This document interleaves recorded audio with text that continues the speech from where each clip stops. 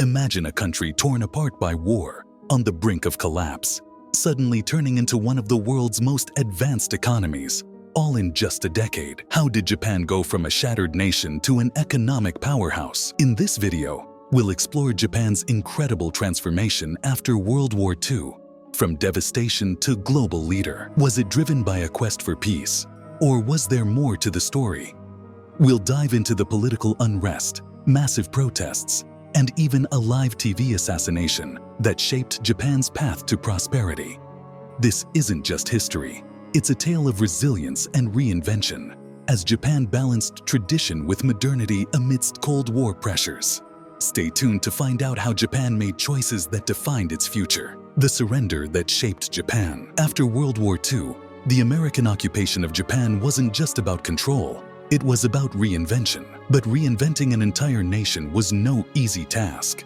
A country that had just suffered the trauma of war faced an unimaginable transformation. A nation that embraced peace so fully that it would go so far as to ban war in its constitution. Yet, behind this idealistic vision, there's a story of compromise, external influence, and a country torn between peace and political necessity. When World War II ended, Japan was in ruins, and the victorious Allied forces, led by American General Douglas MacArthur, arrived in Tokyo with sweeping authority. The US aimed to turn its former enemy into a democratic ally, a revolutionary idea at the time. The occupation wasn't about punishing Japan, but about rebuilding it. MacArthur's team oversaw the drafting of a new constitution, one that drastically altered Japan's political landscape and future. Japan's war leaders were jailed, and the country's ancient imperial hierarchy was shattered. Among the boldest changes was Article 9 of the new constitution, which declared that Japan would forever renounce war and prohibited maintaining a traditional military. For a nation once defined by its military might, this was a drastic shift, but it was also a promise of peace. However, as the Cold War tensions mounted, the US reevaluated its role in Asia. Japan was no longer just a former enemy. It was a strategic asset in the fight against communism. The US government redefined its policies, pushing Japan to establish the self-defense forces under the guise of national protection, while simultaneously signing the US-Japan Security Treaty. This treaty allowed US military bases to remain indefinitely on Japanese soil, a decision that sparked confusion and resentment. The Japanese people, once hopeful for a future free from war, felt caught in an uncomfortable alliance, bound by an agreement they hadn't entirely chosen. The seeds of Japan's post-war identity crisis had been sown. Was Japan truly an independent, peaceful democracy, or was it a strategic pawn in America's Cold War policy? This question would shape Japan's path for decades to come, leaving the country at the crossroads of pacifism and political necessity. The treaty and Kishi's controversial role. Enter Nobusuke Kishi, a prime minister with a dark history and an ambitious plan. His goal? To secure Japan's place in the world, even if it meant defying the public. The US-Japan Security Treaty, which allowed foreign troops to operate on Japanese soil without the country's full control, was deeply controversial. This treaty sparked a national debate in 1960, and public outrage was reaching a boiling point. After the post-war occupation ended in 1952, the US-Japan Security Treaty left American forces stationed in Japan indefinitely. Although meant to ensure Japan's protection, the original treaty allowed US military forces to use Japan as a base, without any obligation to defend Japan directly. Many Japanese citizens saw this as a humiliating reminder of their nation's subjugation, and resentment simmered as Japan was essentially forced to rely on a foreign power for protection. Nobusuke Kishi, Japan's prime minister from 1957 to 1960, was no stranger to controversy. Once a powerful figure in Japan's wartime government, he had been jailed as a suspected war criminal after the war, but was later released without trial. By 1957, he had risen through the political ranks and was elected prime minister despite his controversial past. Kishi was determined to renegotiate the US-Japan Security Treaty to secure more autonomy for Japan and cement his legacy as a leader who could stand up to foreign influence. In 1960, Kishi renegotiated the treaty with the United States, aiming for a more balanced agreement. The revised treaty promised mutual defense in the event of an attack and gave Japan more control over American military actions within its borders. However, for many Japanese, it still felt like an imposition of American power. Kishi's wartime background only heightened public suspicion, and his forceful tactics stoked fear and anger. When opposition lawmakers tried to block the treaty's approval, Kishi ordered police to physically remove them, forcing the treaty through in a late-night parliamentary session.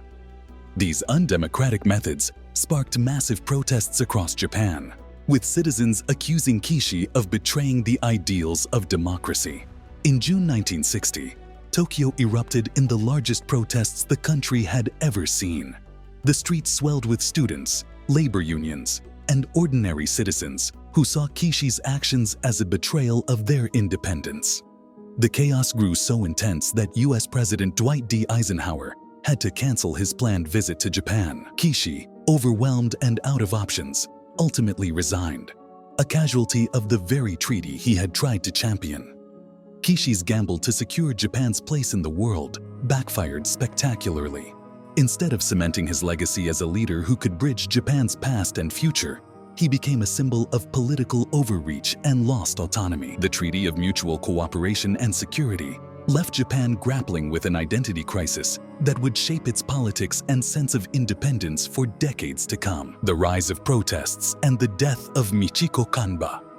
Imagine hundreds of thousands of people, students and workers, storming the streets, blocking government buildings, and chanting for freedom. This wasn't just a protest. It was a national outcry that would change Japan forever. By June 1960, the protests in Japan had reached a boiling point. The public's anger over the revised US-Japan Security Treaty was palpable, and they saw it as a betrayal of Japan's sovereignty. On May 19, 1960, Kishi, determined to pass the treaty, called a vote in the Diet, Japan's parliament. Opposition members fiercely resisted, even barricading the speaker's office in an attempt to stop the vote. Kishi responded by using police to physically remove opposition lawmakers, allowing the vote to proceed without any opposition members present. The event, broadcast live across Japan, fueled widespread outrage, as many saw it as an undemocratic act that went against Japan's post-war democratic ideals. The protests grew rapidly in size. By June 15th, thousands of people gathered outside the National Diet building, with a group of radical student activists, the Zengakuren, leading the charge. As protesters attempted to enter the building, clashes broke out between them, the police and right-wing counter-protesters. In the chaos, a tragic event unfolded.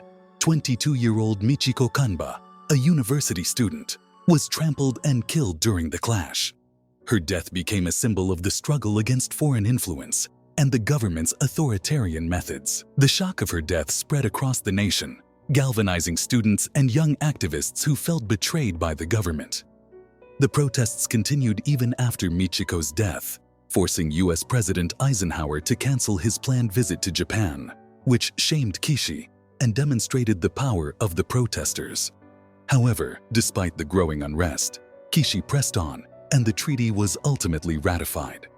The protests, while unsuccessful in stopping the treaty, were a significant victory for the people of Japan. Kishi resigned, but the treaty remained.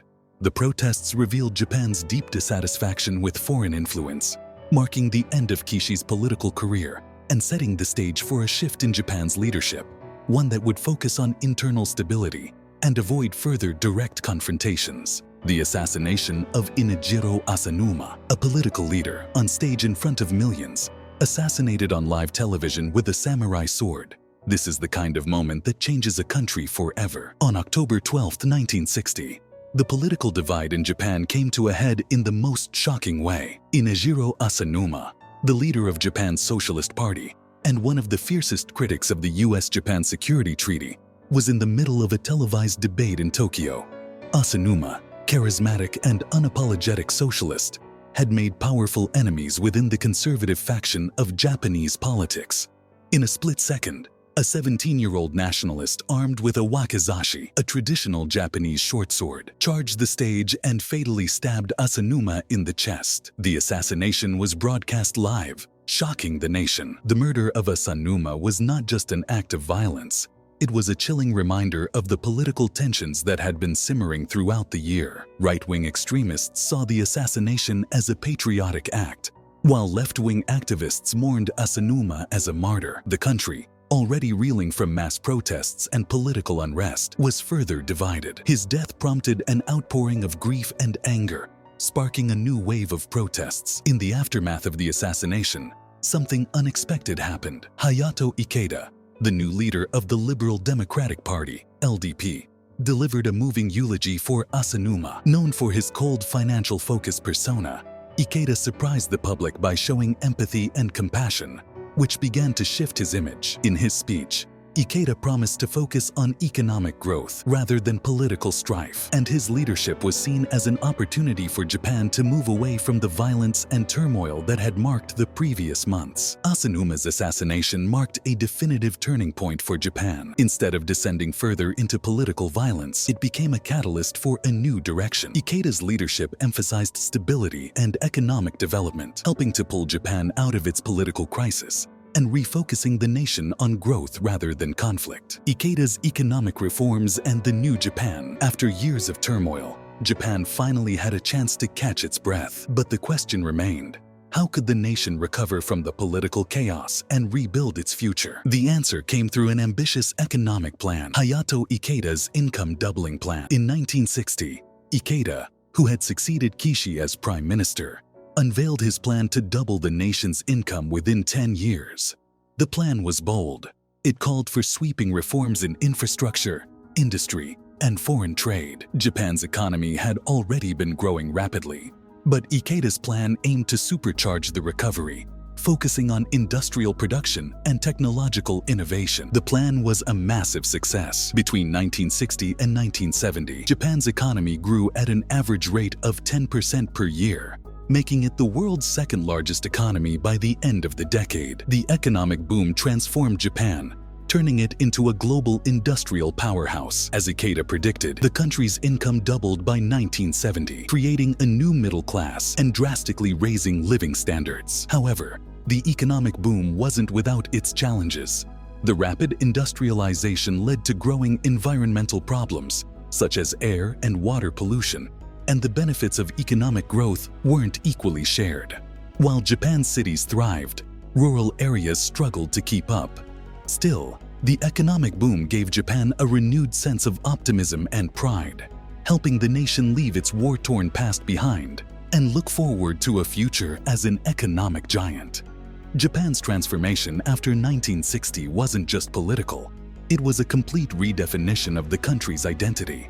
The protests, the assassination, and the intense debates over the security treaty all centered around one question: what kind of nation would Japan become? Japan chose stability, growth, and peace, but at the cost of some political freedoms. It balanced tradition with modernity and navigated Cold War pressures without succumbing to political chaos. Today, Japan stands as a testament to resilience, peace, and the ability of a nation to reinvent itself, even in the face of overwhelming challenges. This was Japan in 1960, the year that made a nation.